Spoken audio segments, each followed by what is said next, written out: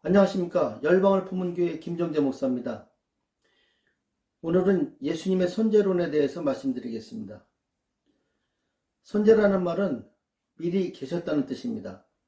그래서 예수님의 선제론이라는 말은 예수님이 신약 때 성육신 하셨지만 이미 구약 때도 여러 모습으로 존재하셨다는 것을 말하는 것입니다. 신앙생활을 오랫동안 했지만 예수님의 선제론에 대해서 이해를 잘 못하는 사람들이 많습니다.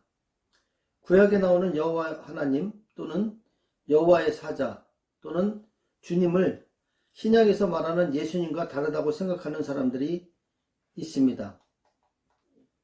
주 4세기쯤에 아리우스가 주장했던 아리아니즘을 따르던 사람들이 있었는데 이 사람들은 구약에 나오는 여호와 또는 하나님을 성부 하나님이라고 주장했습니다. 그리고 이 사람들은 신약의 예수님을 부인하고 성부 하나님만 인정했습니다. 그래서 아리아니즘을 이단으로 정죄했습니다. 그런데 이 사상이 19세기에 와서 다시 등장했는데 20세기에 와서는 심해졌습니다. 아리아니즘의 대표적인 교단이 여호와의 증인입니다. 하버드 대학교의 신학은 유니타리아니즘을 가지고 있습니다. 유니타리아니즘은 성부와 성자와 성령님을 성부 하나님 한 분이라고 생각하는 사상입니다.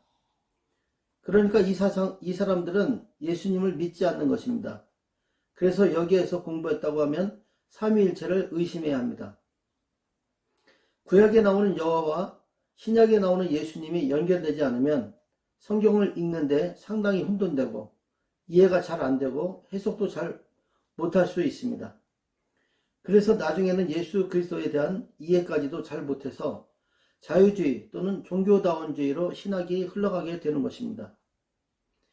예수님은 신약 때에 계셨지만 구약 때도 계셨던 분입니다.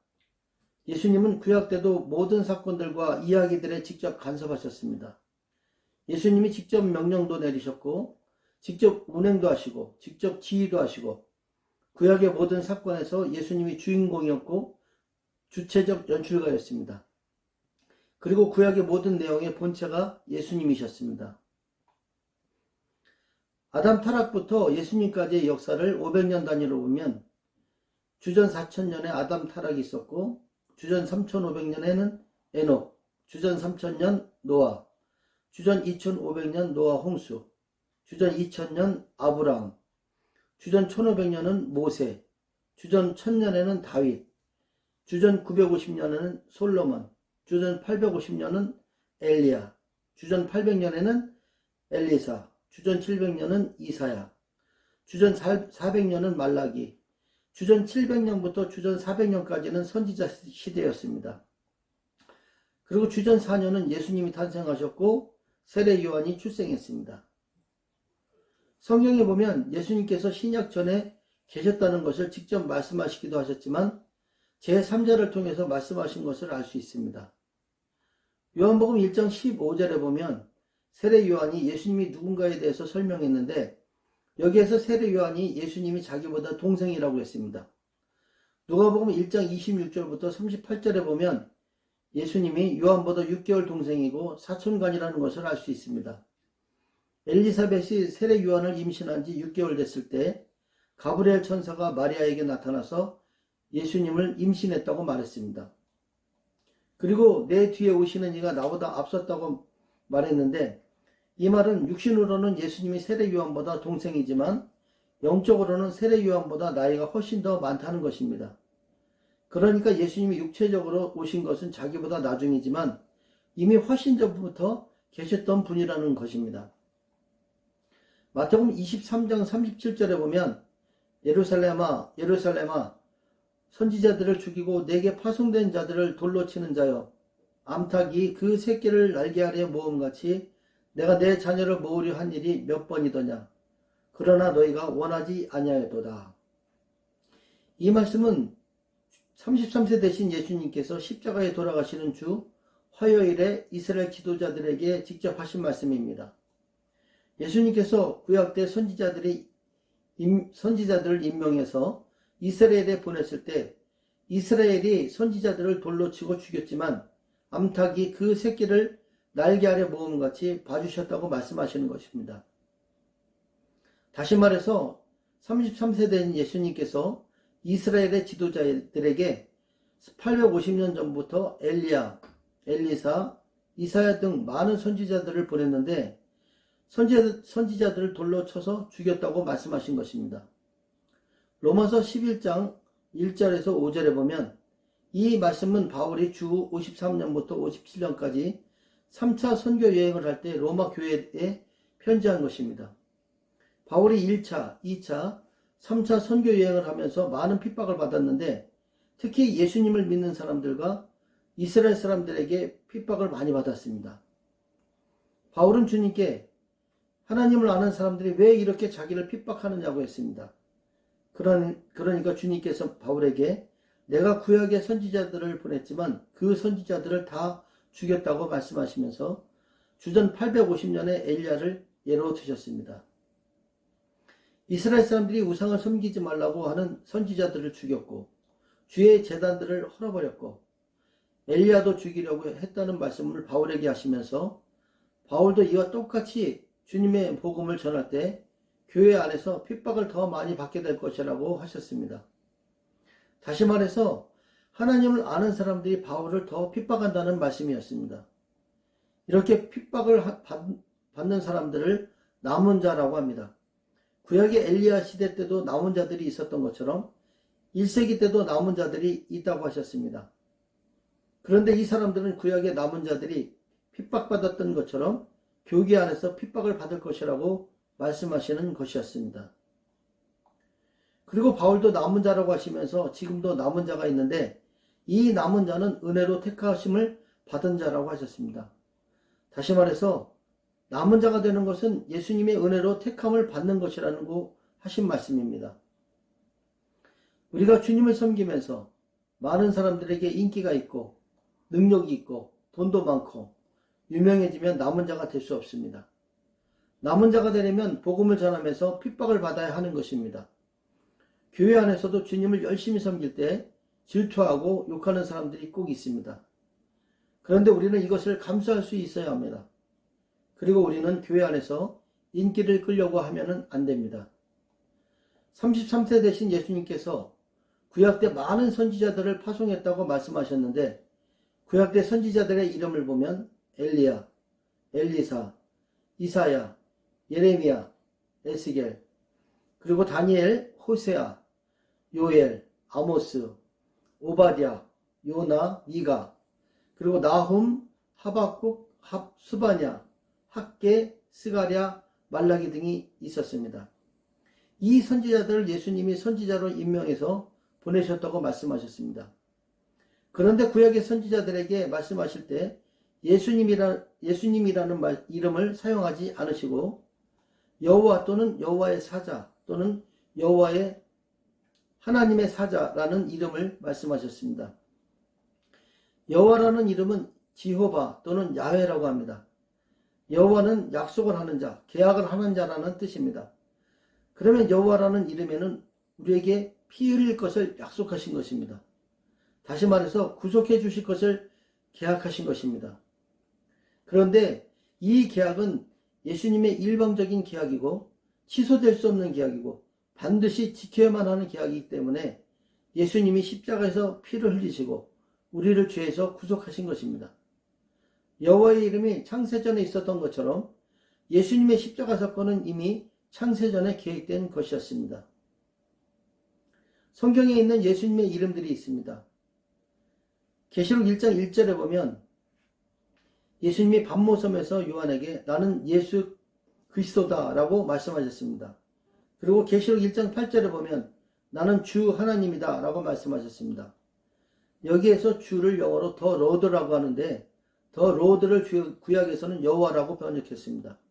그리고 하나님을 영어로는 가시라고 하고 히브리어로는 엘로힘이라고 하는데 삼위 하나님을 말하는 것입니다. 정리하면 주는 영어로 더 로드라고 하고 주를 신약에서는 예수님이라고 말하는 것이고 구약에서는 여호와를 말하는 것입니다. 그러니까 구약의 여호와는 신약의 예수님을 말하는 것입니다. 그리고 계시록 1장 8절에 보면 예수님께서 나는 알파와 오메가다 라고 말씀하셨는데, 알파와 오메가라는 말은 처음과 마지막이라는 뜻입니다. 예수님이 알파와 오메가라고 하신 것은 예수님이 처음과 마지막이라는 말씀입니다.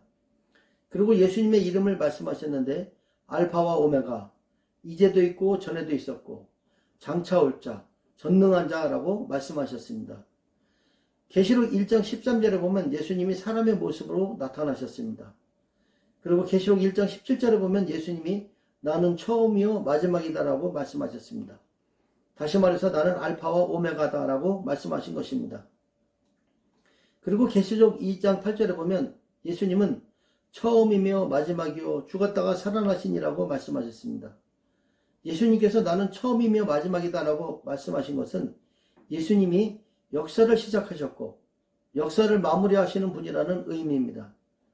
그래서 창세기 1장 2절에서 천지를 창조하셨고 마지막에 심판하시고 불목과 신천신주로 보내시는 분이 예수님이라는 것입니다. 다시 말해서 역사 전체의 주인이 예수님이시라는 것입니다. 계시록 21장은 새 하늘과 새 땅에 대한 말씀인데 계시록 21장 6절에 보면 예수님은 나는 알파와 오메가요 처음과 마지막이다라고 말씀하셨습니다. 그러니까 예수님이 역사의 주인이 되시고 역사의 주체가 되신다는 말씀입니다. 계시록 22장 13절에서 보면 예수님께서 나는 알파와 오메가요 처음과 마지막이요 시작과 마침이라고 말씀하셨습니다. 그리고 계시록 22장 16절에 보면 예수님께서 성경의 마지막을 말씀하시면서 나는 역사의 주인이다 라고 말씀하셨습니다. 이렇게 계시록을 보면 예수님의 이름을 알파와 오메가라고 말씀하셨습니다. 그런데 예수님이 나는 알파와 오메가다라고 말씀하신 것이 요한에게만 하신 것이 아니라 구약에서도 하셨습니다. 이사야 41장 4절에 보면 주전 700년의 이사야에게 나는 처음과 나중이다라고 말씀하셨습니다. 그리고 고린도전서 10장 1절에서 4절에 보면 사도 바울이 민수기 20장 1절에서 13절과 출애굽기 17장 1절부터 7절을 인용하면서 반석이 그리스도였다고 말했습니다. 예수님이 반석의 모습으로 나타나셔서 이스라엘 백성들을 따라다니시기도 하셨고 모세에게 시내산에서 무서운 모습으로 나타나셔서 십계명을 주시기도 하셨습니다. 그리고 요한복음 8장 53절에서 59절에 보면 이때가 예수님이 31세쯤 되셨을 때인데 유대인 지도자들에게 예수님께서 너는 이미 죽은 우리 조상 아브라함보다 크냐?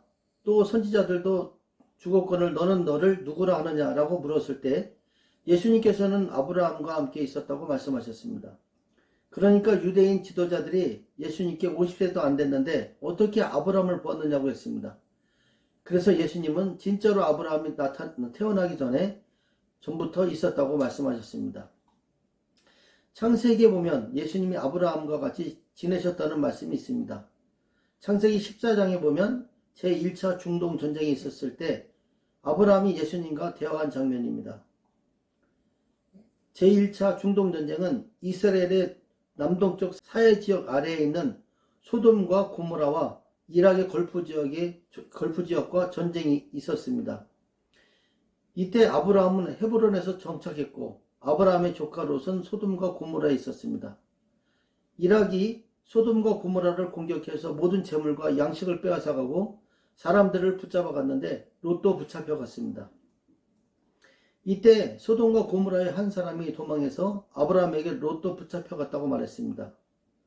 그래서 아브라함이 자기 군사 318명을 데리고 가서 모든 빼앗겼던 재물과 자기의 조카 롯과 그의 재물과 또 부녀와 친척을 다 찾아서 돌아오는 길에 헤브론 바로 위에 있는 살렘에 도착했을 때 살렘왕 멜기세덱이 떡과 포도주를 가지고 나왔습니다.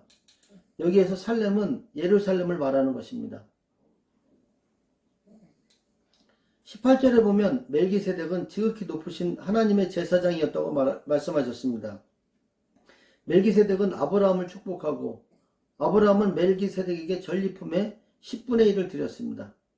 성경에 보면 멜기세덱은 창세기 18장과 시편 110편 4절에 나오는데 히브리서 7장에 보면 바울은 창세기 14장에서 아브라함이 만났던 멜기세덱에 대해서 자세히 설명했습니다. 바울은 아브라함이 만났던 멜기세덱이 예수님이라고 말했습니다. 멜기세덱은 멜기와 세덱의 합성어입니다. 멜기는 왕이라는 뜻이고 세덱은 의라는 뜻입니다. 그러니까 멜기세덱은 의의 왕이신 예수님을 말하는 것입니다. 히브리서 7장과 8장에 보면 멜기세덱에 대해서 설명했는데 이 멜기세덱이 예수님이었다고 말했습니다.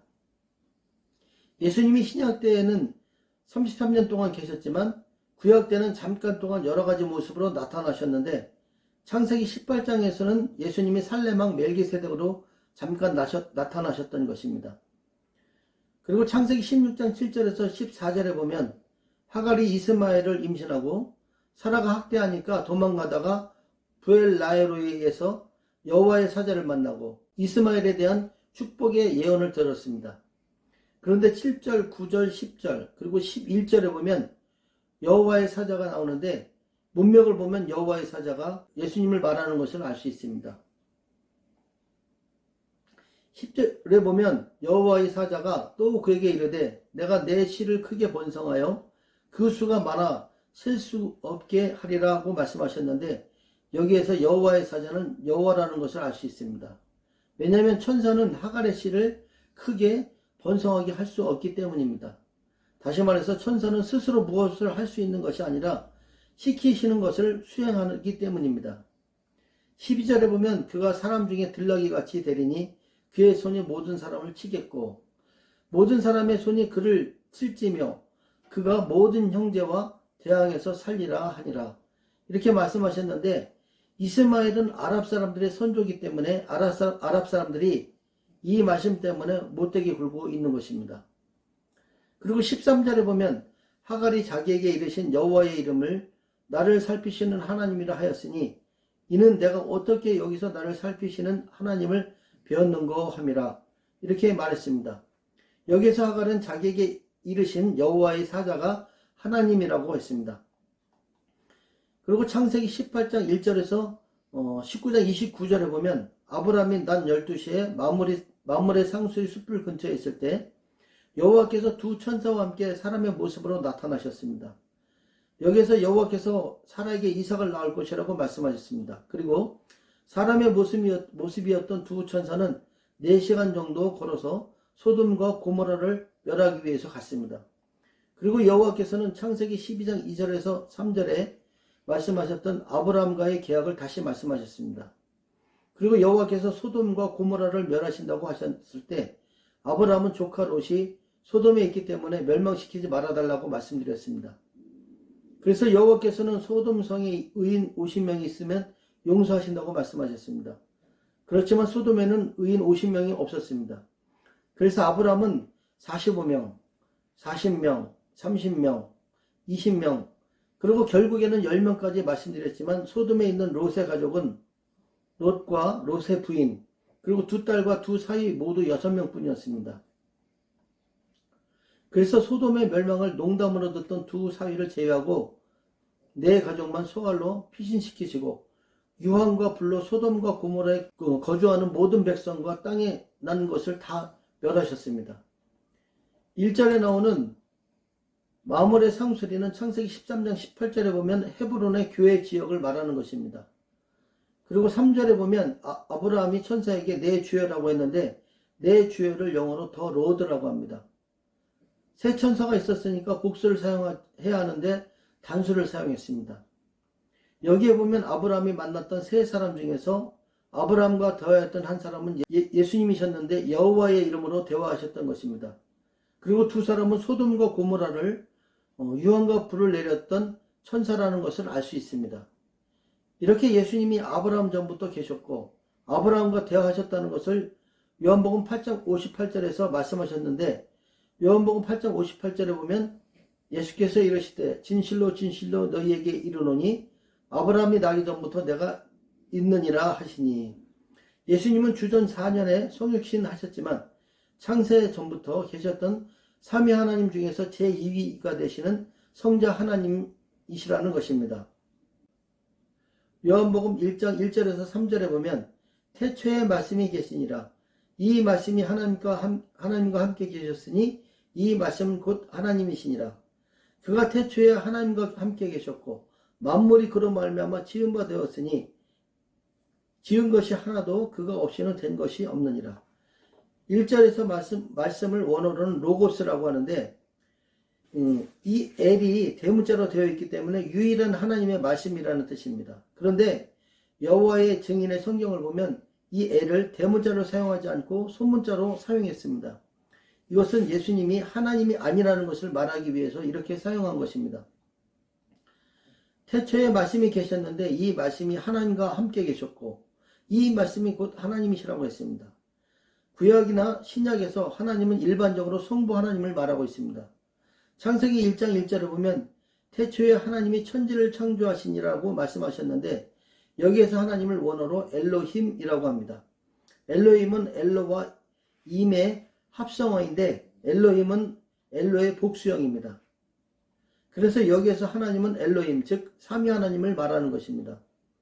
삼위 하나님은 성부 하나님, 성자 하나님, 그리고 성자 하나님을 말하는 것인데 삼위 하나님은 질과 위치와 양과 계급은 똑같은데 기능이 다릅니다.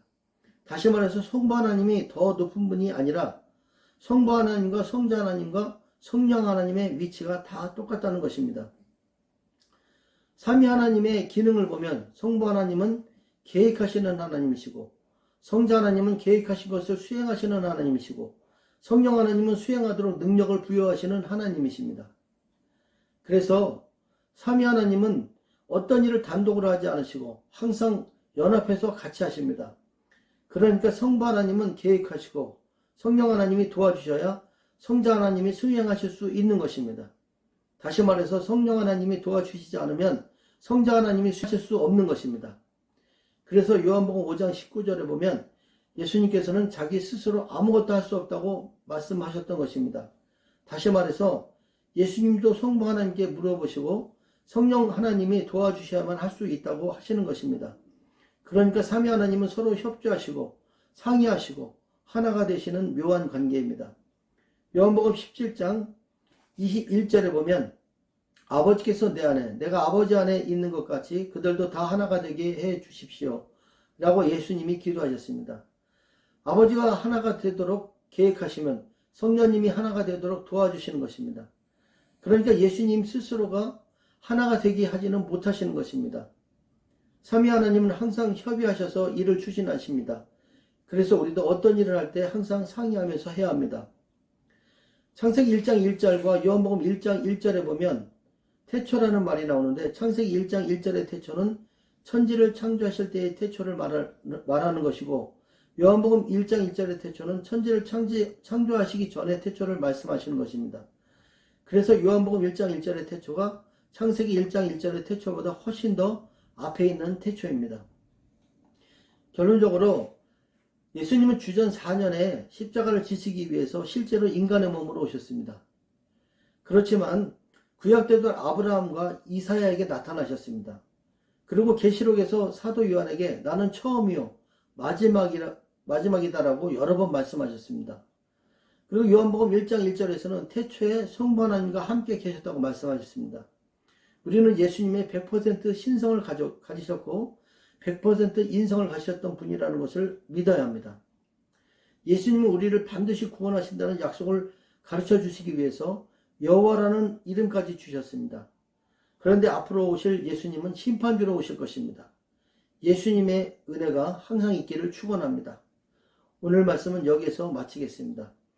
다음 시간에 뵙겠습니다. 감사합니다.